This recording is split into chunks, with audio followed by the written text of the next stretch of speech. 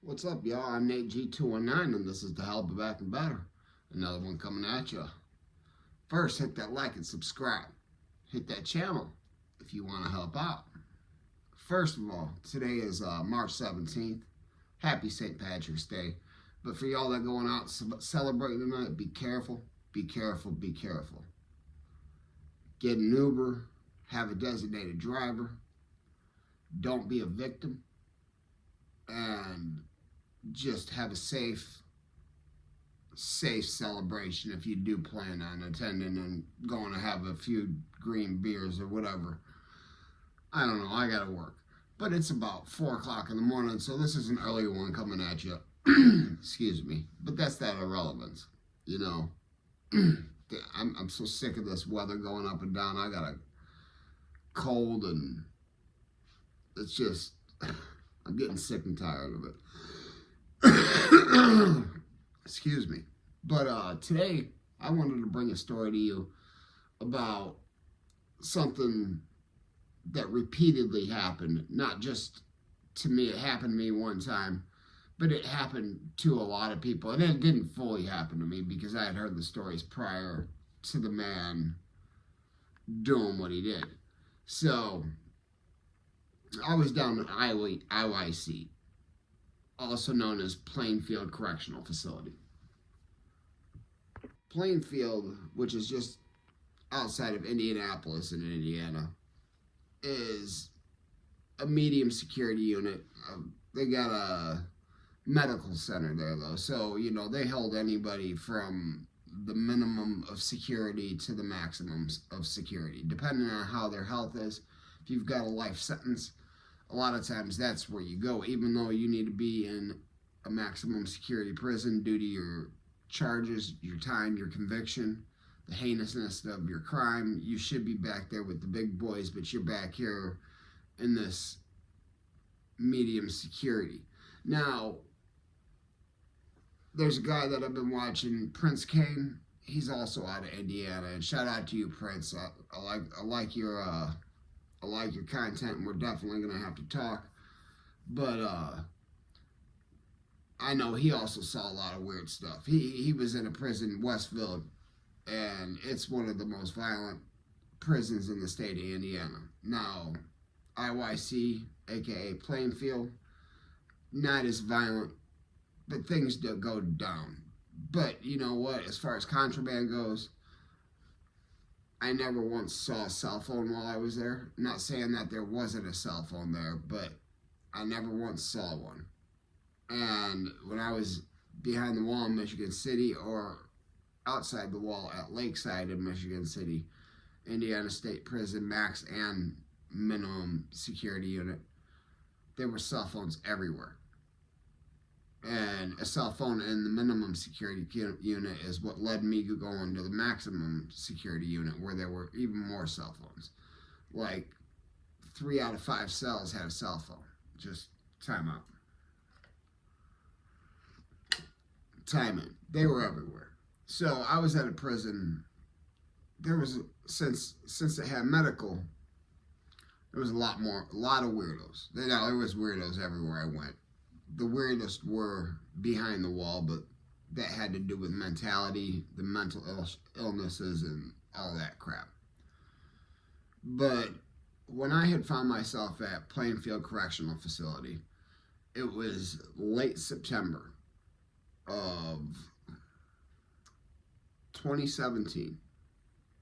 My out date was at this point in March, but I was working on some stuff. Ended up getting me home in January.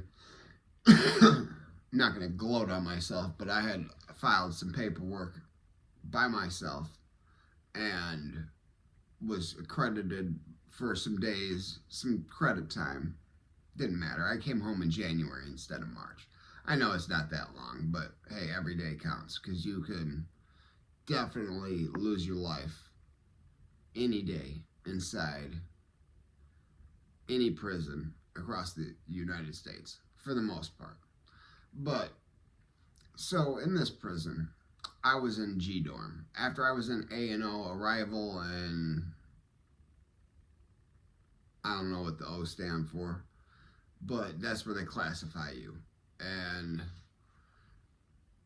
you'd sit there for 3 weeks, a month. Some people sat there their whole time, which actually I thought was going to happen to me because I'd only had 3 months to 5 months left on my sentence. So I thought that was going to happen to me, but it didn't. And it wouldn't have mattered to me. I went to the G dorm, which is the Thunderdome. Now, there's not a bunch of places like Westville, like where every unit is worse than the next. But there are bad units. And G dorm is the worst of the idle dorms. And across was the second worst, H dorm. Now, like I said, contraband was minimal, but what there was a lot of. There wasn't a lot to choose from if you were going to get dabbled in that. But, I mean, there was heroin, there was meth, there was K2, I never saw weed. There was a lot of tobacco. But, I mean, there was more K2 than tobacco by far. But that's not even what the story's about. Like I said, you're going to meet a lot of weird people. Mentally ill. You're going to meet people that are just off their kilter. There was one named Jeff.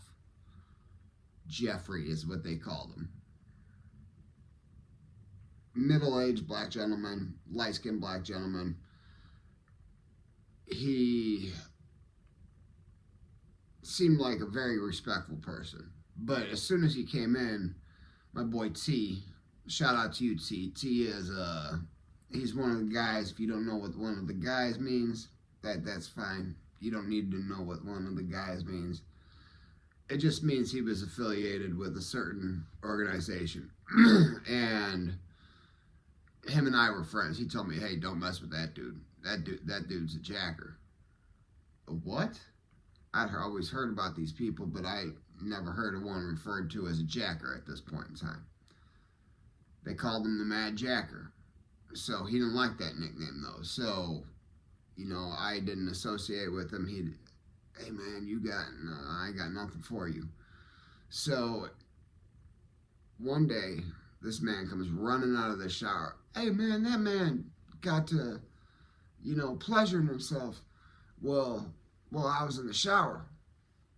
What? Like, why don't y'all smash the man out? Like, if you hate this man that much, and I heard these stories. I was doing my best to avoid every situation. I'd see that, it was obvious when somebody went and took a shower. They'd grab their stuff, they'd walk to the shower, and they'd be back 20 minutes later, sometimes 30 minutes later. So, one time, I saw that he had just come out of the shower. I'm like, it's my time. I'm going to go shine. I'm going to go get myself nice and clean. How come 5 minutes after I'm in the shower, there was another 2 dudes in the shower, if I believe there was like 10 shower heads, 5 on each side.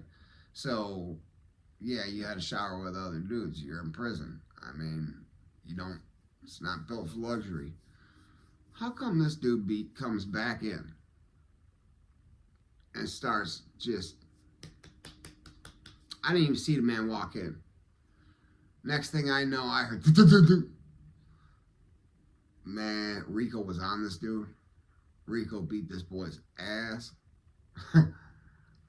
Hey, Jeffrey, I never saw Jeffrey again after that, and I came home like 3 weeks later.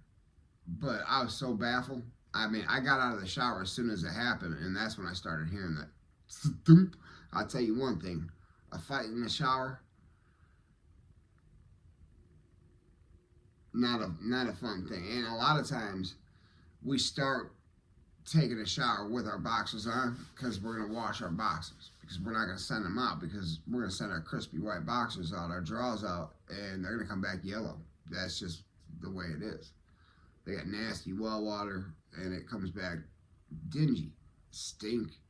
So you're going to wash certain things by yourself.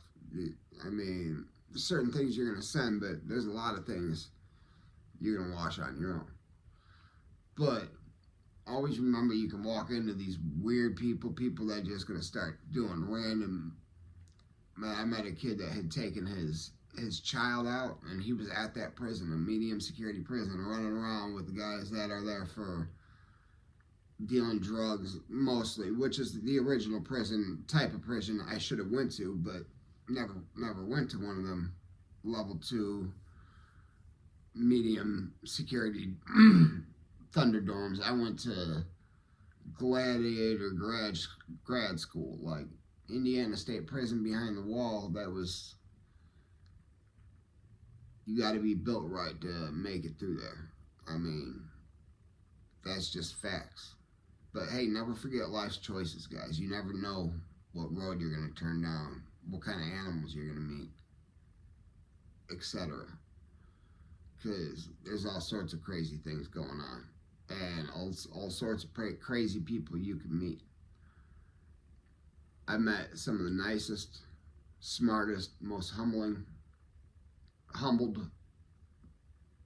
gentlemen in my entire life. I've also met the most crazy people an average person couldn't fathom. An average person would read about this person and think it was fantasy or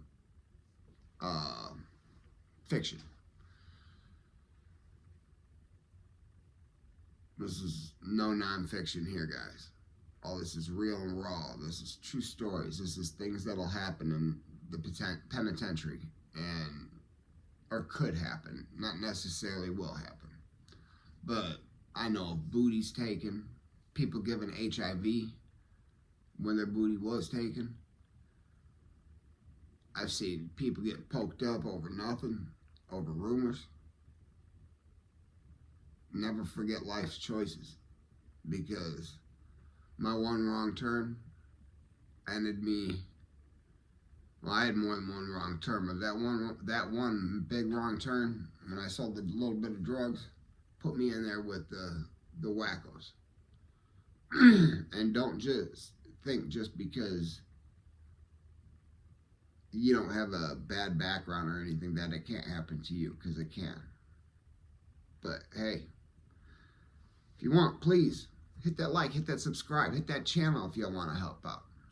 And always remember, if they ain't hating it, you ain't making it. Peace.